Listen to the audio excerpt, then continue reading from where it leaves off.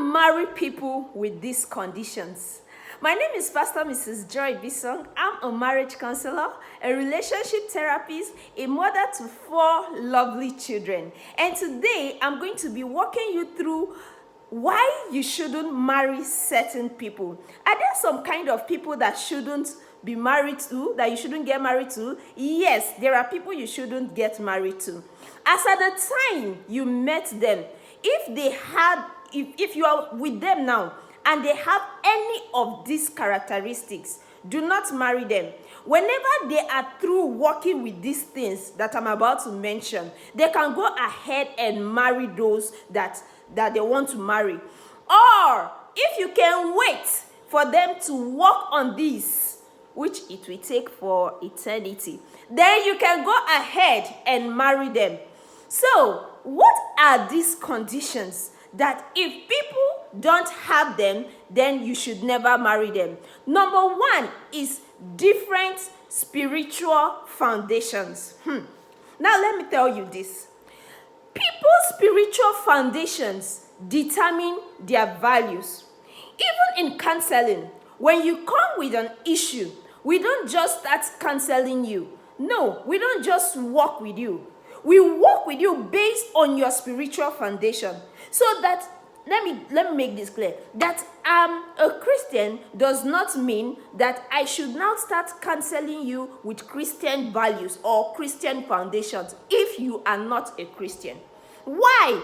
Because people's spiritual foundation is equivalent to their life. That is who they are. So if you have different spiritual foundation, then you shouldn't marry them. Now let me give you a clearer example. In 2 Corinthians chapter 6, verse 14, it said, do not be unequally yoked with unbelievers. Now, in Christianity, there are some values, there are some foundations that make us different from others. They are the reason Christianity is Christianity. We uphold these values because it is given to us by our Heavenly Father. And one of these is being unequally yoked with unbelievers.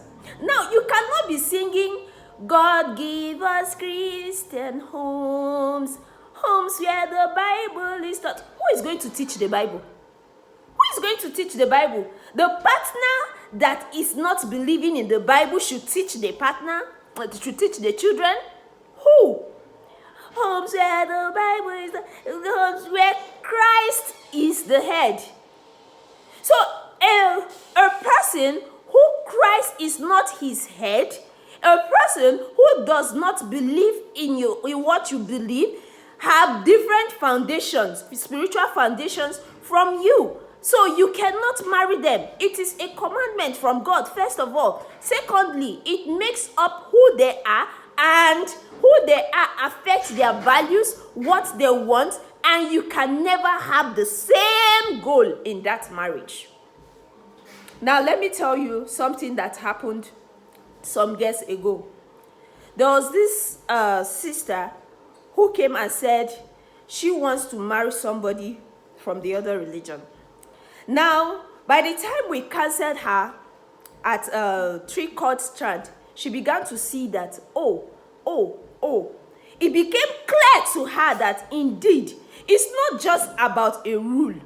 It's even for her own good. And I'm telling you today, it's also for your good. That being unequally yoked with unbelievers or someone who has a different spiritual foundation is for your own good. Later, she will come to see that marriage is beyond someone who is nice. See, that someone is not of your religion doesn't mean they cannot be nice. Somebody can be nice, can be kind, and some other values that look like they are even from your religion. Or they even believe in the same thing you believe. But when it comes to the core, when it comes to the belief system, when they come to a T-junction, a crossroad, that which they've always believed in is what they will use in making decisions. This year, she got to hear of that person, and guess what? the person had married the second wife. And she told me, she said, Coach, do you know that that man that you canceled me, that I shouldn't marry, now has a second wife? And when we were in relationship, he told me that he will marry me and he can practice his religion, I practice mine, and will not have issues. He will never marry any other person apart from me. Well, maybe if he married her, he wouldn't have married someone else, but I doubt. Because by the time he starts telling you that his religion permits it, what will you say? Did you not know that that was what he believed in? Never, I repeat, never marry someone whose spiritual foundation is different from yours. Number 2, unresolved character flaws. Unresolved character flaws. What do I mean unresolved? Character flaws that are in depth, that the person has refused to work on. Now, it is one thing to have a character flaw. It's another thing to believe that you have that character flaw. And yet, it's another thing to seek help, to use structures that will help you manage that character flaw. Now, there's something I see repeatedly going on these days. Someone will have a terrible character flaw. They know they have that character flaw. And then they go, well, when I marry a good person, the person will change me. In fact, somebody once told me, I have this character, this one, that one. That's why they look for a better wife. At least may she can't change me. Please, is she the Holy Spirit? You that you're waiting to marry somebody that you will go and change in the marriage, are you the Holy Spirit? Never marry somebody with the aim of changing them. If they love you that much, they will change genuinely before going into that marriage with you. So unresolved character flaw is one that you should never joke with. Example, someone who is a chronic cheat. The person lies. The person has anger explosion. And then the person thinks that in marriage, they will just be cured. Marriage doesn't cure any problem. It only even magnifies them. So if somebody cheats on you in relationship with one partner, then I can assure you that in marriage, they will cheat with you with more. It's just like saying, somebody tells you to run away. And you say, no, I won't run away. I'm going to let it tie one of my leg with my partner's leg, then I can run. Ironically, right? It sounds funny, it sounds stupid. But that's what some people are doing. While they are single, they found somebody who is not suitable for them. You tell them to run away, and they say, no, let's enter the marriage. Then we can run away. Are you serious? Are you serious? Now, character flaws will make the person, a character flaw that makes the person not to take responsibility, but believe that a good partner will change them, is one that you should be running away from. Why? Because 1 Corinthians chapter 15 verse 33 say, bad character, bad company corrupt good manners. Do you know what that means? It means if you know that your partner's character is not good, it's not marriageable, it's not one you should have or she should have, when you marry them, they are not going to change. Rather, they are going to corrupt you. Rather, it is you that will change. That's what it means. So it's not only about normal, casual relationship that bad characters communicate bad character corrupt good manners. But in marriage, so if you're going to marry somebody, let them work on their character. Let them resolve any character flaw that they have. Number 3, emotional or psychological instability. Emotional or psychological instability. See, if you have trauma from your past relationship, seek healing. Heal first. Don't just rush into another marriage because heartbreak, it hurts. That hurt you're going through, or that hurt you need to go through, is part of the healing process. Work with a counselor that should help you heal, process what went wrong, and pick the lessons so that you don't repeat them in your next relationship. Now you have past wounds from your past relationship, you're bitter, and it has made you to form certain psychology unconsciously. You walk into marriage with that. Now, where do you think sayings like all men are, all women are, there is no characteristics where you can categorize all people. You cannot say all women are like this or all men are like that.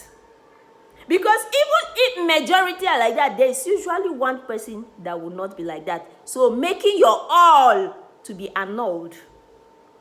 So when you don't allow yourself to go through the healing process, you don't go through therapy, through prayer, mentorship to heal, you pack all that baggage into marriage. You're going to ruin yourself and ruin your marriage. Haven't you seen people who go back to their toxic ex? What do you think happened to them when they were out of that relationship? You know this relationship is toxic. You finally left the relationship and you're back to it because they never healed properly. They never had somebody, or they never themselves process what happened, learn the lesson. That is why we are here in Love Matters. Contact us. Let us help you walk through whatever you're going through. Yes, heartbreak is not easy. It may be painful, but it will be better off if you heal properly.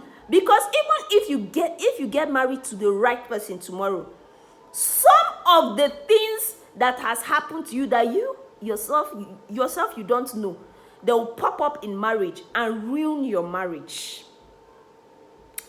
Proverbs 27 verse 12 says, the prudent see danger and take refuge. The prudent, the wise, they see danger and take refuge. Now let me reverse that Bible verse. The foolish sees danger and run into it. So when you're saying that this thing is going to ruin you, this character, this person is not good for you, and you still decide to marry them, you are not wise. You are not wise. Now in Three-Chord Strand, the inner circle program of Love Matters, we will teach you how to live a life, not just how to choose a partner. It's a transformational journey. By the time you're through with Three-Chord Strand program, there is no way your relationship will not move to the next level. Many people who have come into the program, they just wonder, oh, I thought this was going to be some motivational program, just telling us what to do. They are amazed, they are surprised by the transformation. Do you know that some people come not even knowing that they had certain problems, not knowing that they had certain issues? It's even worse. It's better you know that you have a problem and you don't know the way around it, how to solve it. Worse, when you don't know that you have a problem. That's why you don't need to miss out on the coming session. 2026, the registration is ongoing already. The slots are limited. When we get the number of people we're looking for, it is closed. We cannot admit after registration is closed because we cannot afford any participant to miss any part of it. 365 wisdom direction daily. 52 exclusive webinars. It is not content creation. By the time you're thoroughly through with these programs, you know that we had you in mind. It's an intentional framework to transform your life, transform your love journey. You deserve love, and it is close by. It's just a DM from you. The life that you've been praying for, asking God for. that you are scared of the marriages that are crashing, and you don't want your marriage like that.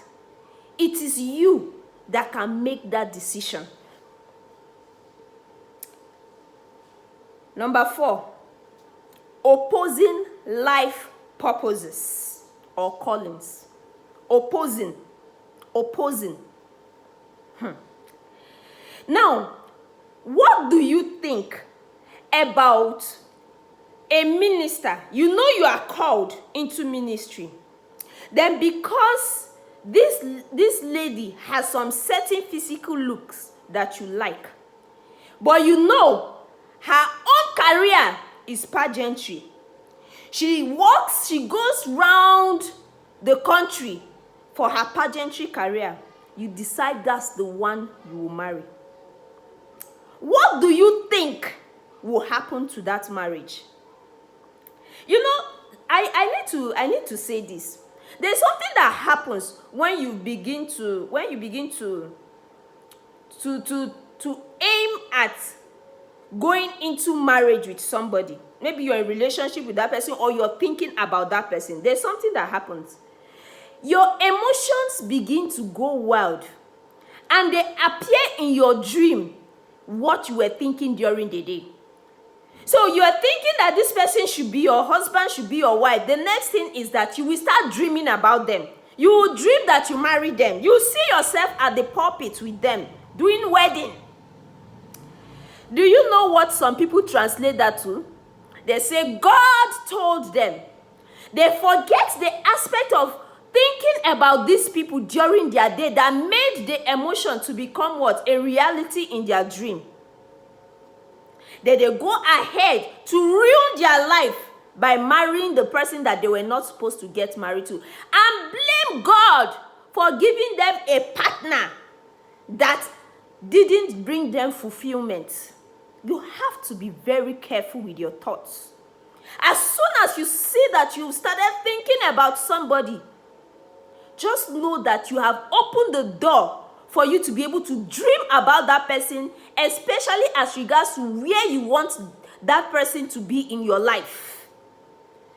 If you've ever dreamed that you married your ex, later you dream again for your second partner that you married them, you dream again the third time that you married a third partner during different times in your relationship. Think about this. It means that at one point during the day, while you were in relationship with those people, you were thinking about marriage with them, and that is why those dreams appeared. So God is not the author of confusion. He cannot tell you that Mr. A is your husband, Miss B is your wife. God is not the author of confusion. If you hear well, you will do well. If God has told you that somebody is your partner in life, that is it. Except you didn't hear well, except you heard yourself.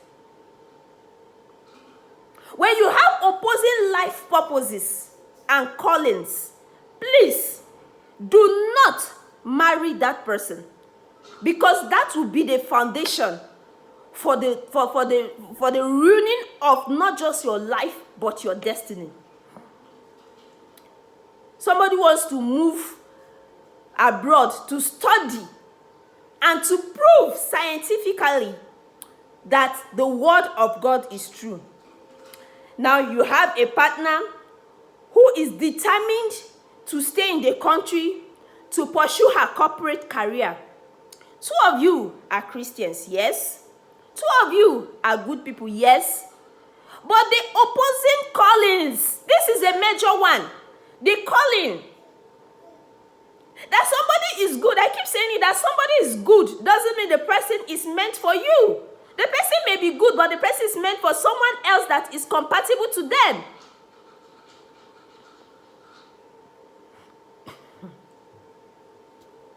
So you are into ministry, and then you marry someone who is into pageantry. Tomorrow the person tells you, I cannot carry a baby. How do you expect me to carry a baby? Then you spoil my shape and ruin my career, and then you are surprised. Yes, she's right.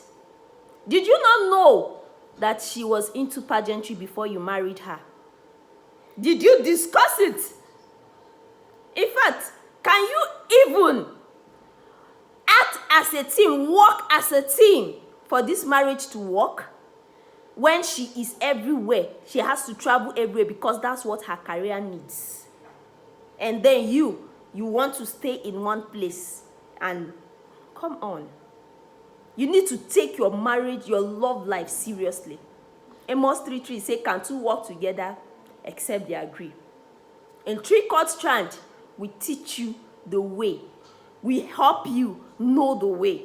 The frameworks have worked for years. We've done this over and over again for over 6 years. We are not trying to give you a guesswork. We are not trying to give you some motivational talk. It's a structure that has transformed the life of many.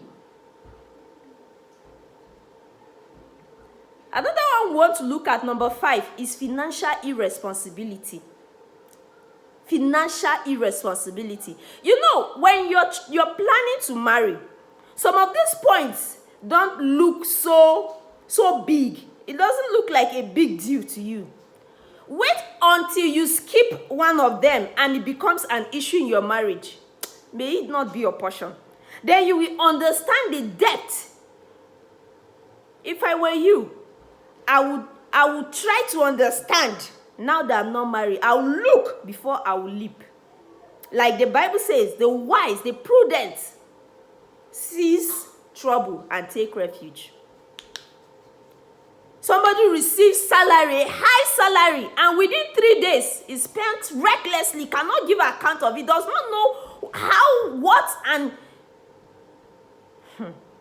See, in marriage, such a person will collect plus your own salary. He spent his own 3 days, he will spend your own the 4th day.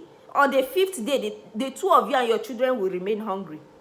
So don't think it's because, no, even if he's reckless, I will be working.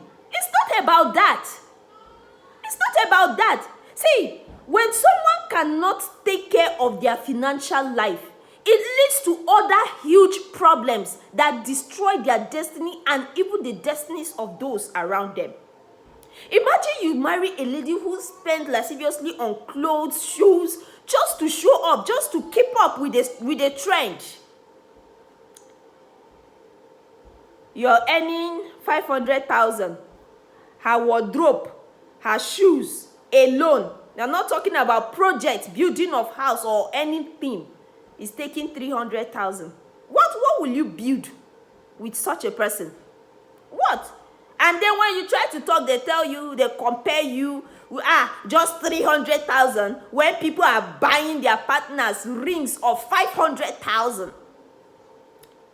You will get there with proper planning. So if you see somebody like that, it's a no until they work on it. They work on it. There are many people who are deep in debt because of gambling. You go and borrow 100,000 and believe that when you gamble, you win 500 million.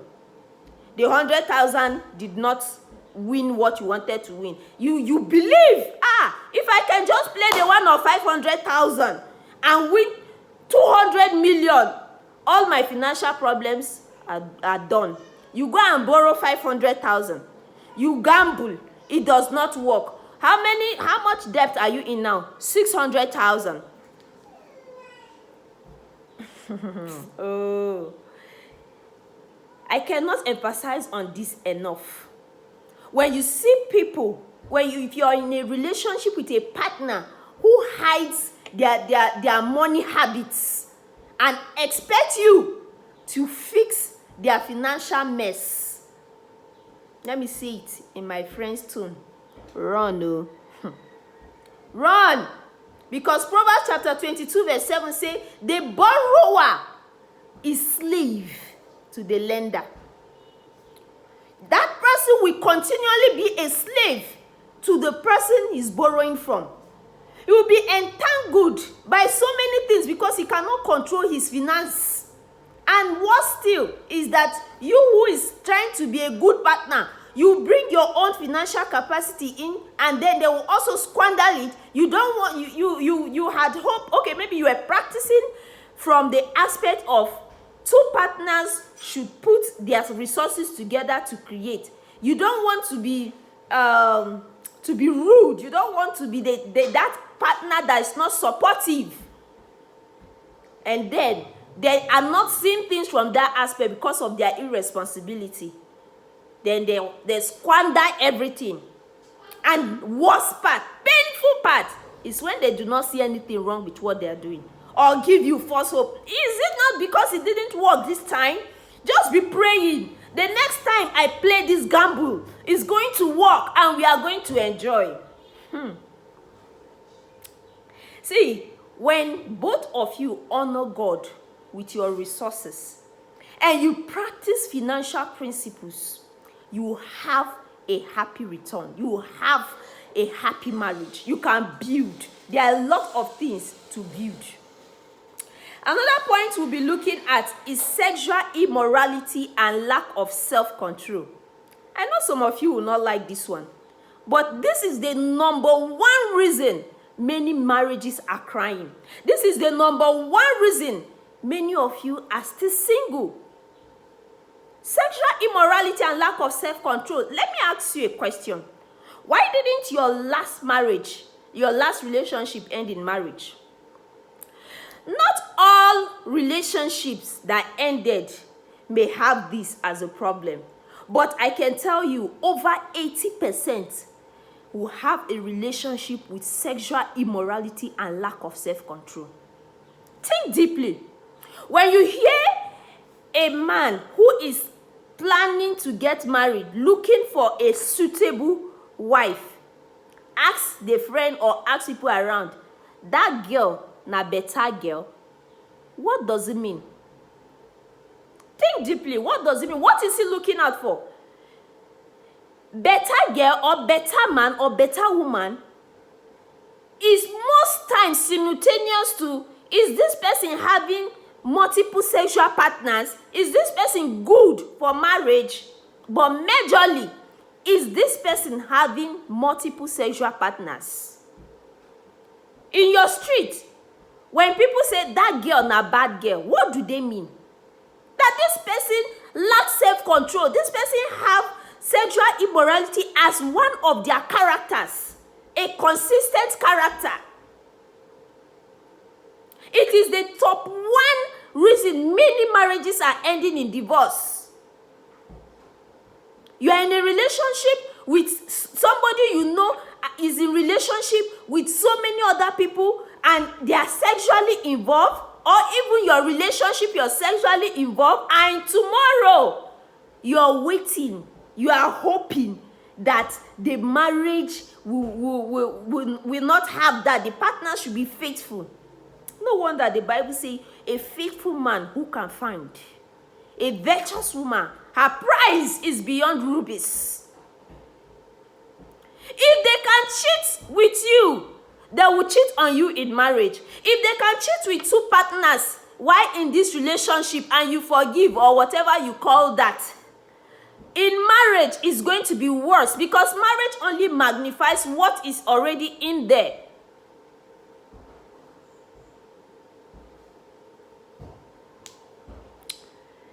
First Corinthians chapter 6 verse 18 says, flee sexual immorality. Flee. As a Christian, it is not negotiable. Flee. Flee does not say walk away. Flee does not mean try to overcome it. You stay in a room with someone you want to marry. You know that the emotions are already high. That is the time to flee. Why are you even there? Your meeting, if you're serious about sexual purity, your meetings should be held in open places.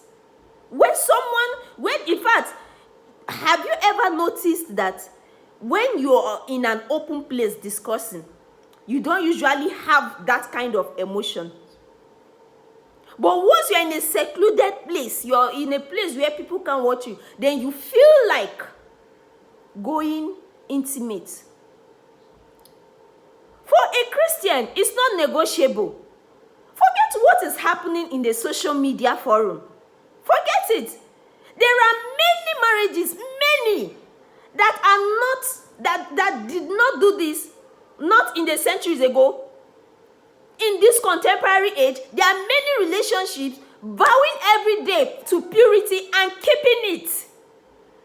If you're not careful, social media will deceive you to thinking that everybody is doing it. If you have started deceiving yourself that everybody is doing that thing you're doing that is wrong, then you better wake up. Because everybody is not. Everybody is not. Flee from sexual immorality. The last but not the least, deceit. Oh, Father. If you have a partner who says he's coming from the right, but you have to go to the left in order for you to catch them, then you're playing with fire. You see, a lot of times, the things, the things that happen in marriage started from relationship, but the people involved, through a blind eyes, they trivialized them. They looked at them that it's nothing. And other times, they wrongly thought that there will be a change in marriage. How do you do that? Why do you think that? Somebody built a character, a habit for 25 years, 30 years, and then the person in one night walked to the altar and said, I do. In that night, character of stealing, lying, cheating, financial irresponsibility vanished. See, there are many women in marriages today that are having hypertension because of the husbands they marry. If their husbands are going out, their heart is never at peace because they know that he's going to see another woman. There are many men that if they had opened their eyes and looked more deeply, the kind of partners they have as wives today, they wouldn't have entered that relationship. You're living, you're traveling, you know that your wife is bringing someone else to your matrimonial bed. The Bible speaking in the book of Matthew chapter 7 verse 6 says, by their fruit you will recognize them. If you are blind to these faults, to these things we are mentioning now, marriage will open them. Marriage will open them. If you see somebody who does not keep their promise, they are not faithful, they don't live the values they talk about, that person is living in deceit. And the person is deceiving you. Let me tell you a strategy that you should never ignore. When somebody tells you that they lie to another person, and you think that they will not lie to you because you are special to them, then you are living a lie yourself. Whatever your partner is doing to other people that they are not in relationship with, when the emotions are down, those things they did to those people that are wrong, they can do them to you. For instance, if they are rude to a waiter in a restaurant, if they don't have respect for authority, if they are cheats, they cheat with you. I heard of a story of a girl who connived with her partner to deceive her father. She told her father she was kidnapped. And the person she was in relationship collected the ransom for the two of them to squander. This was the person she was planning to bring to her father for marriage. In their plan, the boy was supposed to use the money and marry her. How did the news break out? When the police started tracing and they started tracking, they found out that, this person asking for this money that they've given this person, see the person and all of that. and they were arrested. It means the girl is not ready for marriage. The lady and the young man, they are not ready for marriage. They've not found purpose. You don't know God. So what do you want to do in marriage? Irresponsibility. If you can go to that extent. I remember a case I settled about 2 years ago. It was such a complex one. What happened? A lady got married to a young man who was gay, and after some time, the person the young man married, the fellow gay, came and confronted this woman that leave my wife alone. Imagine you as a woman, a man comes to your house and tells you, leave my wife alone. What comes to your mind at first is, okay, maybe you're having an issue or a misunderstanding with another woman and you did not know. So this is the woman's husband, right? But no. In this case, it was her husband that was the wife of that man confronting her. It was such a complex case. And then, by the time we settle it, the husband will confess that yes, he has been into it even before he married her. It took us a long time, took us long intercession and a lot for that case to be resolved.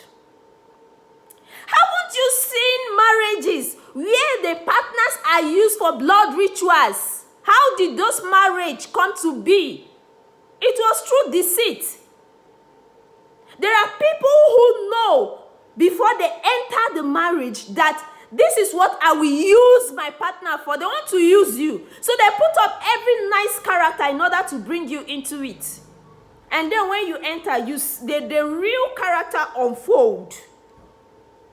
The real character unfold. Deceit. So he deceives you over and over again. You're seeing the patterns. You know that this partner of yours doesn't keep promises. If he cannot keep promises, she cannot keep promises, how do you expect them to keep a vow? A promise is like a vow. So they've not been keeping their promises to you, and then they vow to you to marry you, to cherish you, to protect you, to love you like Christ, and you believe them, to submit to you like a virtuous woman that the Bible has admonished, and you believe her. That's why we created three-cord strand in the inner circle. Three-cord strand is where you are groomed to choose wisely, to love purposely, and to have a godly relationship. It is a structure that has worked. A lot of times, what I've come to discover is not many people go into marriage with the intention of getting a divorce. Yes, with the rate of divorce these days, there are people who are already planning their divorce before they enter marriage. I heard one of our students was like, coach, me, in my mind, I'm thinking I should just be putting one money aside. This marriage thing, when I enter and it does not work, I run away. And I laughed. I'm so happy that after she completed her program in the three-cord strand, she could not say a thing like that. She have understood better. There's a difference between knowing and understanding. I'm sure you know you shouldn't get married to the wrong person. But have you understood how not to get married to the wrong person? That is what we help you on. That's where we bring you to in three-cord strand. It's a structure that has worked. If you've learned something from this video, please like, share, and comment. Subscribe to this video so that we can bring more uplifting programs to you like this. And most importantly, don't allow three-cord strand session 2026 pass you by. Register today. The love life, the marriage you've been praying for is just by your corner. You just have to key into it. God bless you.